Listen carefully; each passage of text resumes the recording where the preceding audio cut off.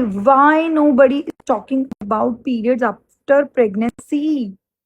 Means मुझे लगता था जो मतलब हमारे टीनेज टाइम हो गया, जो हमारा 20s हो गया, उस टाइम में जो पीरियड्स आते हैं वो बहुत पेनफुल होते हैं, उससे पेनफुल ज्यादा कुछ नहीं होता। देन डिलीवरी बहुत पेनफुल होता है, ये वो फलाना डमाना, until I experience periods after my delivery. Oh God, मैं अपना एक्सपीरियंस शेयर करती हूँ, बाकियों का मुझे नहीं पता।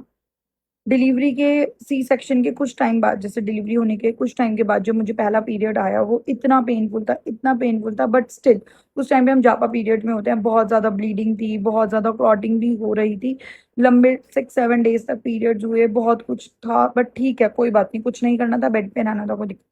उसके बाद धीरे धीरे धीरे दोबारा पीरियड्स आए, उनमें पेन, इतना एक्सट्रीम पेन हो रहा था, इतना एक्सट्रीम, ऐसा लग रहा था नॉर्मल डिलीवरी दोबारा करने बैठ गई हूँ मैं।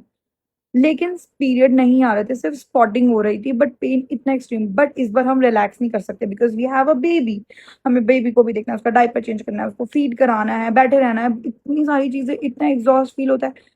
अब पहले सिर्फ स्पॉटिंग हो रही थी, अब पीरियड्स आ रहे हैं, ओ गॉड मैन, मेरे ना पैर शिविर कर रहे हैं, इतना पेन हो रहा है, इतनी ब्लीडिंग हो रही है, क्लॉटिंग हो रही है, सब कुछ हो रहा है।